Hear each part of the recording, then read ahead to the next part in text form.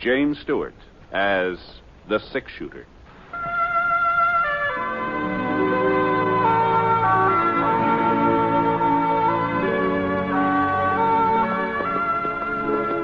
The man in the saddle is angular and long-legged. His skin is sun-dyed brown. The gun in his holster is gray steel and rainbow mother-of-pearl, its handle unmarked.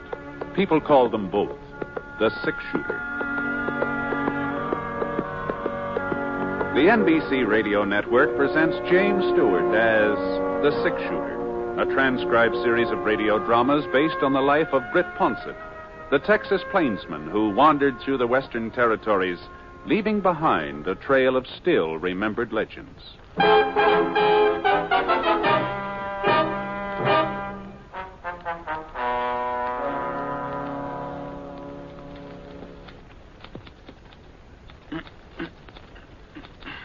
How's that, Alf? Short enough for you? I asked you if it was short enough for you. Well, give me the mirror so I can take a look. There you are. Well? Don't look to me like you cut it at all. Oh, now, Alf. It's still there, ain't it? Hanging down the back of my neck. Well, I figured you'd want to be in style. Fellows in just the other day come from Kansas City. Said that's the way all the Easterners are having a haircut. Well, I ain't no Easterner, and I don't aim to be spending a quarter every week for a shave and a haircut, so start slicing it off. Okay. You need to get your head up. Oh, sorry, Breezy. I reckon I ain't feeling up to snuff today. Can't say as I blame you. I heard about the town meeting last night. Yeah. You, told him yet? I don't see why everybody's in such a rush all of a sudden. They waited 40 years. A couple more hours ain't gonna make no difference. You're, gonna do it today then, huh? Yeah, I'm gonna do it today. Poor old Gabe. Wonder how he'll take it. I'm sure glad it ain't me that has to break the news. Stop talking about it, Breezy, and finish my hair. Well, Gabe's a sensible man. He's not gonna hold it again you, Alf, seeing as how the whole town's agreed. Well, the whole town don't know him like I do. I was here when he first come to Yellow Crest. I don't know if it wasn't for Gabe Starbuck, there wouldn't be Howdy, mister. Oh, you're next. Just be a couple of minutes. Dodge City papers there if you'd like to read it while you're waiting. Thank you. Nice. Britt. Now, you sit still. Britt Ponset. Huh? Don't you remember me, Britt? Why, Alf Crandall? Alf? Oh, sure, I remember you. Well, what happened to your beard?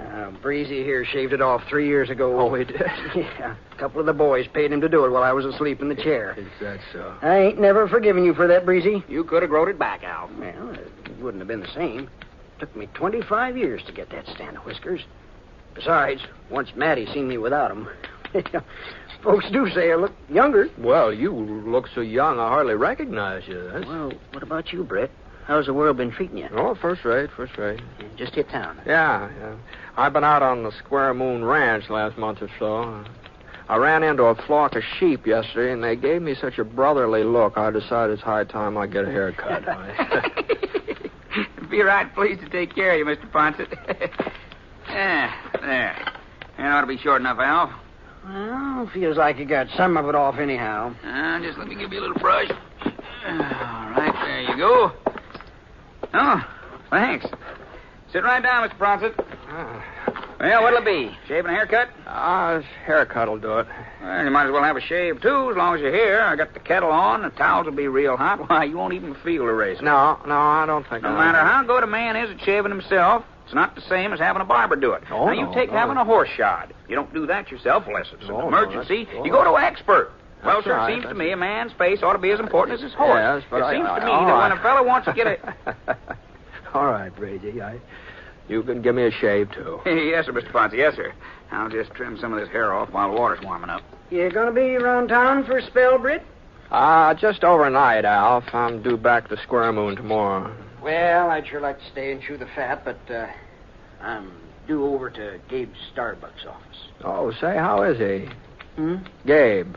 Gee, I hadn't seen hide or tail of him. Must be over 4 years.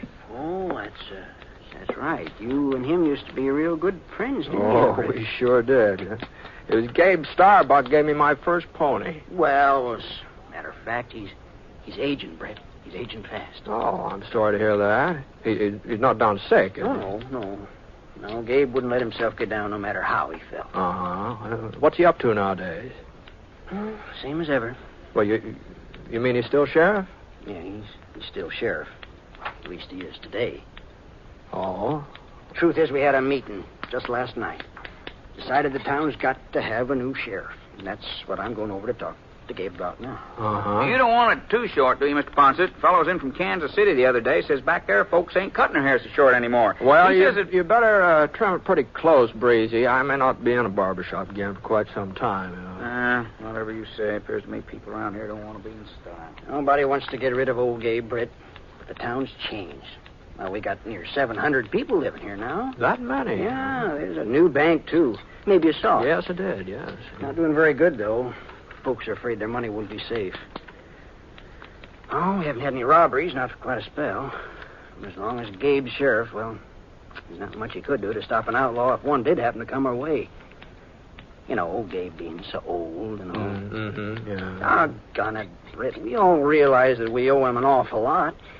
He cleaned up Yellowcrest. Made it possible for decent people to live here. Of course, that was 40 years ago. Things are a lot different now. We gotta have us a new sheriff, that's all. Mm-hmm. Does Gabe know you're planning on replacing him? No, he ain't told him yet, but can't put it off much longer. I see. It's gonna hurt him pretty bad, isn't it? Well, how would you feel if it was in your place? You give your life to a town, your whole life, and they say, we're sorry, but we gotta put you out to pasture. You're too old. Mm-hmm. Well, maybe if he was to have a deputy. Well, we talked about that. Town ain't rich enough to afford 2 salaries. Mm-hmm. Well, Gabe's got a good, sensible head on his shoulders. That's what I said, Mr. Ponset. That's just what I said. He probably won't like the idea of losing his job, not at first, but he'll see that you don't have much choice in the thing. Now, you just lean back. That's better. And be sure and tell me if this towel's too hot. Ooh. A little warm? I guess I can stand it. I'm real glad you don't think we're being too hard on Gabe, Britt. Say, that gives me an idea. Well, seeing as how you understand the predicament we're in, about Gabe, I mean, maybe you wouldn't mind sort of preparing him? No, wait, just a minute, Alf. Now, you're old friends. You said so yourself. It'll be different having the news come from you. No, it's not my concern. Here's another towel, Mr. Ponset. Now, just lean back. You're going to be seeing him anyway, Britt. Now, all you have to do is kind of lead the conversation around to him retiring, lay the foundation, and then later on, when everything's... I won't do it, Al. I won't do it. Now, you're just wasting your breath. You just... How in thunder am I going to get this lather on, Mr. Ponset, if you keep moving around like that? I'm only asking you to talk to Gabe because, well, I'm apt to say the wrong thing. You know me, Britt, always putting my foot in my mouth. And I'll hold still. Now, Al, I tell you, you're not going to put... Ouch. Your own fault, Mr. Ponset. Now, I told you to keep quiet. He's right. Just sort of take it easy, Britt, while I sort of explain what I had in mind. And then if you still aren't willing...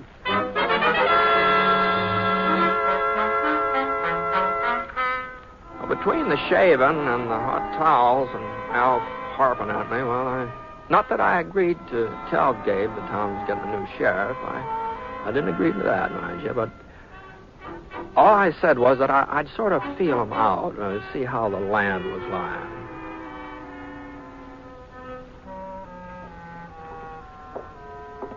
Anyway, about 20 minutes later, I was coming along the boardwalk heading for Gabe's office. Huh. Well, it sure sounded like shooting to me. When I looked around, nobody seemed to be paying any attention. What's that? The fellows arguing politics over the post office steps. They didn't even stop to take a breath. And the ladies in Johnson's Mercantile, they went right on measuring yardage like they hadn't even heard it. Well, I was pretty sure where it was coming from now. I was right behind the sheriff's office. I opened the front door. No sign of Gabe. No sign of anybody, for that matter. And then I saw him. Right through the back window. And I saw why folks hadn't been very upset about the gunfire. Gabe was having himself a little target practice out there. aiming at a tin can sitting on a pile of lumber. It had just been 4 years since I'd seen him last, but... Oh, he looked good 10 years older.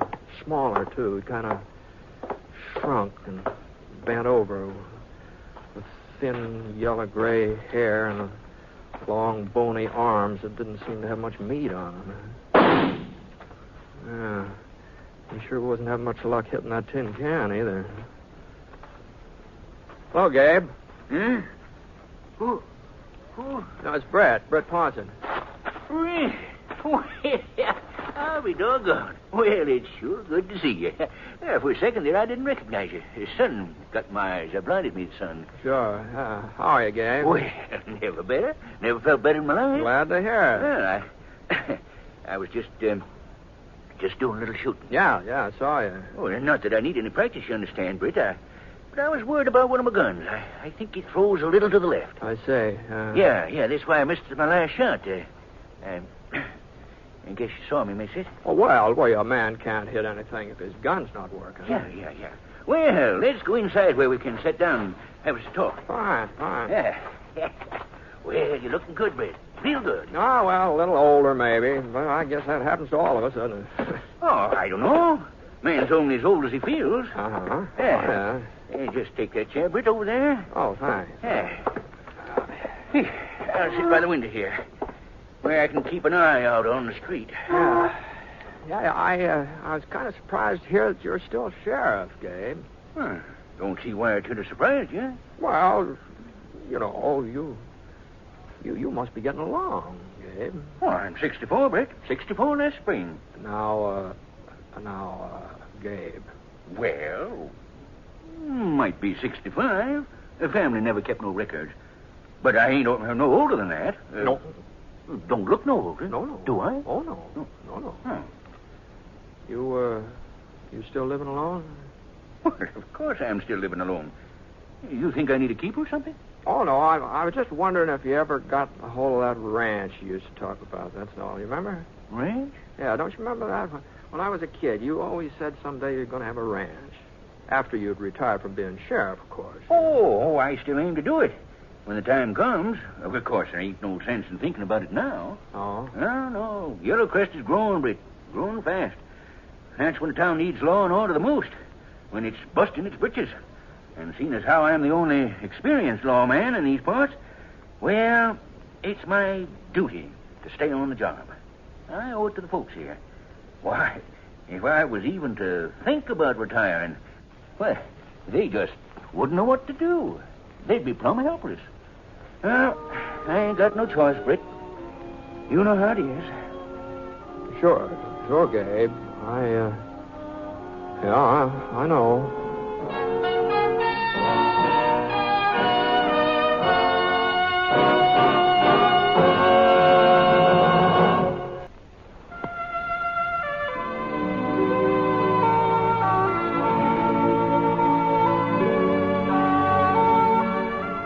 Now, Act Two of The Six Shooter, starring James Stewart as Britt Ponset.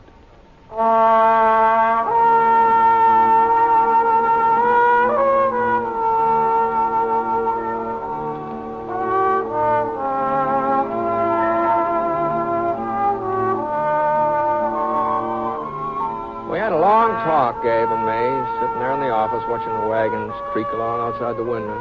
I guess we about covered everything. Folks we'd known, old times. The only thing we didn't discuss was Gabe's retiring from sheriff.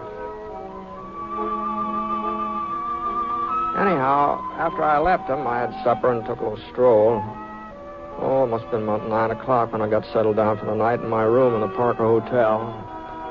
The bed was real comfortable, a lot softer than those bunks out at Square Moon Ranch. Maybe that's why I had so much trouble dropping off to sleep.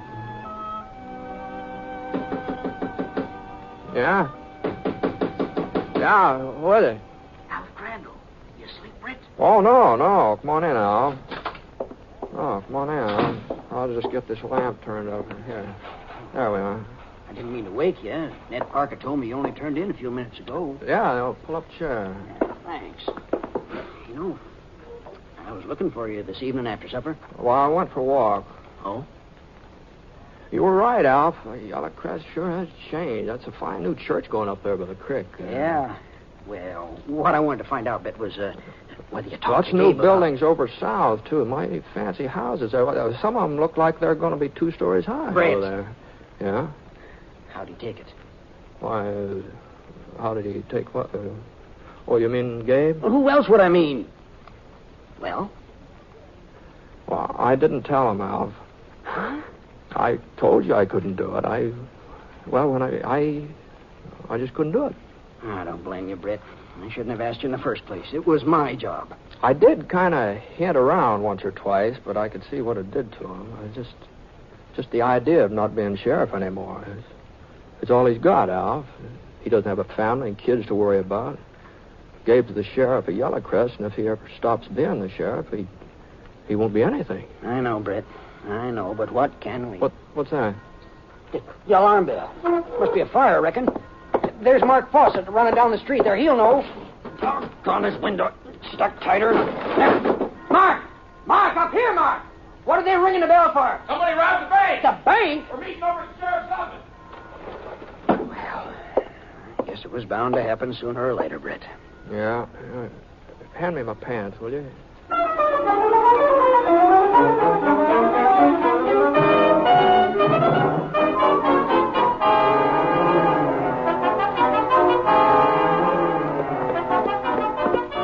bell was still ringing when Alf and I rode up to Gabe's office. Everybody in town must have heard of it by now. There were 10 or 12 men standing around the streets, others coming up from all directions. Gabe was standing right by his horse, right in the middle of things, taking charge. Well, there wasn't much doubt about it. He was still sheriff of Yellow Crest. Britt, you boys know Britt Ponset, don't you? Yeah, what happened, Gabe? Well, it was just an accident. I seen him. An accident, pure and simple. They was riding out of the alley from behind the bank, giving the horses a spur. Couldn't get a look at their faces, but the way they was riding, that made me suspicious. Uh-huh. So I thought maybe I ought to see if everything was all right at the bank. Went around to check. Back door was broke open, wide open. People scattered around inside. Jim Waterby's over there now trying to find out how much they took. Didn't try to follow them, the outlaws. Well, they was gone before I knew they was outlaws. Before I knew for certain, that is. But I seen which way they headed. East. That don't make sense, Gabe. They'd have to cross the Salt Flats if they went east. Sure they was. That's the way they went. Right toward the flats. Well, you must have been seeing things. Man, to be a fool to strike out that way. 200 miles without a water hole. Oh, I bet they turned off, went up in them hills. Well, I'm the one who seen them, ain't I? $2,500, Gabe. That's what they stole. Oh, that's so, Jim. Sack of gold and a sack of currency. 2,500 as close as I can figure it. Well, boys, let's see if we can pick up the trail. Easy, Rusty, easy. Oh, They'll determine to chase them out onto them flats. yeah, we want to catch them, don't we? If we do, we got to use our heads, Gabe. Men smart enough to rob that bank ain't going to take a chance on dying out there in that salt. They'd go for the hills. Mark is right, Gabe. You tell me I can't believe my own eyes. Well, it was pretty dark. Maybe you got confused. Maybe it looked like they was heading east. Now, we're only wasting time arguing with him. Let's go. I'm the sheriff of Yellow Crest. I'm running this posse, ain't I? Gabe, we're riding toward the ridge. All right. Come on, Rusty. Come on. Gabe! Hey, Gabe! You can't stop him, Brett. When he gets his mind set, nobody can stop him. Guess this just proves we was right about Gabe. He ain't up to the job of being sheriff no more. I guess you're right, sure. Okay, boys, I'll lead the way. Come on. This, Britt. No, you got enough man without me. Search yourself. I watched them winding along toward the rise of the purple hills west of town. After a couple of minutes, the night swallowed them up, and the hoofbeats trickled off into silence. All right, Scar, come on. I turned Scar east. It wasn't like Gabe to be stubborn about something as important as a bank robbery. Oh, I'll grant you, it didn't seem very sensible for a couple of bandits to take off across the salt flats. And Gabe's eyesight wasn't what it had been once, of course, but I just couldn't believe he'd be dead wrong. Scar threw up his head when the smell of salt hit his nose. He sure didn't like the idea of walking out into it. Easy, boy. Easy now. Easy now. We're not going very far. Come on. Come on now. Nothing but white as far as you could see. Stretched out taut like a cavalry blanket. White salt picking up the moonlight and bouncing along ahead of us. The funny thing, though, there was only one set of hoof prints out there on the flats. Well, about 10 minutes later, I spotted Gabe. Whoa, boy. Whoa. Whoa, boy. He wasn't riding very fast, so I slowed up. I figured it was just as well Gabe didn't see me. I didn't want him to think that I'd tagged along because I was worried about him, you know. And then the darndest thing happened. He swung his horse around and started backtracking. Here, boy. Come on. I eased Scar over behind a couple of gray boulders so we'd be out of sight, and Gabe came right toward us. At first, I thought he knew where we were. Then he turned his horse again and walked him out in the salt. For a couple of minutes, I couldn't figure out what he was up to. It seemed to me like he was just wandering around, no purpose at all. And then the next thing that happened was even stranger yet. Gabe jerked his gun out of his holster and he began firing. But he wasn't aiming at anything. As far as I could see, he was just shooting up into the sky. Yeah, he left off 2 or 3 more shots and then wheeled around and galloped past me on his way back to town. And I saw him reach in his saddlebags and bring out a couple of cloth sacks and hook them over his saddle horn. They were the kind of sacks banks used for carrying money. Well, there just wasn't any doubt about it now. The story of that bank robbery was something Gabe had made up out of whole cloth. Oh, somebody had broken into the bank, all right. Well, it wasn't an outlaw, though. It was Gabe. Well, I waited over maybe 15 minutes. Then I heard the alarm bell start off again.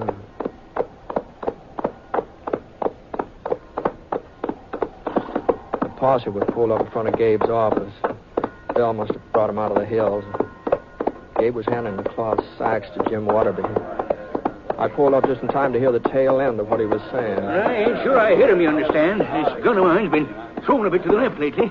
But when I started shooting, they dropped these here bags and went galloping off. By the time I stopped to pick up the money, I reckon that's what's in them, well, them outlaws was just plumb out of sight. Yes, sir. I figured there wasn't much need of chasing them no further. Like as not, they'll never make it across the salt anyway. Now, you did right, Gabe. Yeah. And it looks like it's all here. Every cent. Hey, Britt, you hear what happened? Gabe caught up with the bandits, shot it out with them, and brung back what they stole. Did he? Yeah. That don't seem possible. Them having a head start and all. Well, you know Rusty when I give him his head. Well, maybe the bandits was lost. Maybe they didn't know about them flats. Yeah, I reckon they didn't. I reckon that's it. If they knew where the bank was, they'd know about that salt. Yeah, that's right. What are you getting at, Mark? I don't know. There's something funny about this. There's 2 of them, you said, huh? Yeah, that's right. 2 of them against you? Well, what's so funny about that? Many's the time I shot it out with more than 2 men. Let's ride out there, boys, and have a look around. Well, whatever you say, Mark. Sure. Hold on a minute. I think maybe I can save you a trip. Huh? The fact is, I was following Gabe. I followed him right out on the flats. What? Oh, I know you didn't see me, Gabe. I was behind you, but I could see you just plain as day. Now, Britt, you gotta let me... You mean you seen the gunfight, too? Listen to me, Britt, listen to me.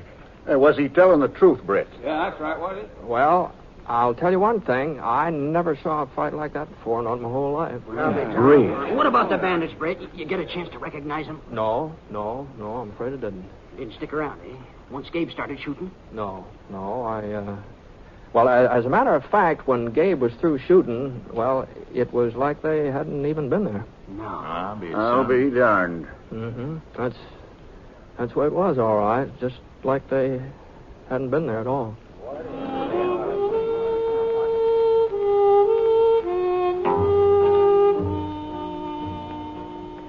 I don't know how Gabe had found out that the town was talking about having a new sheriff. I guess he sort of sensed it, the way folks have been acting. Of course, after this hold-up, well, they figured out maybe they could afford giving him a deputy. Jim Waterby, that's the banker. He put up part of the money, and then they didn't have much trouble raising the rest. I had a little talk with Gabe just before I left town. We didn't mention that night out on the flats, neither one of us. But he did give me his word that the next time there's any trouble, well, he'd let his deputy do a good share of the taking care of it. But the way things worked out, though, there haven't been any more robberies in Yellow Crest. Not one single solitary robbery. They say it's because of Sheriff Gabe. Outlaws just don't want to tangle with him. They all must have heard about what happened that time a couple of them tried to hold up the Yellow Crest Bank.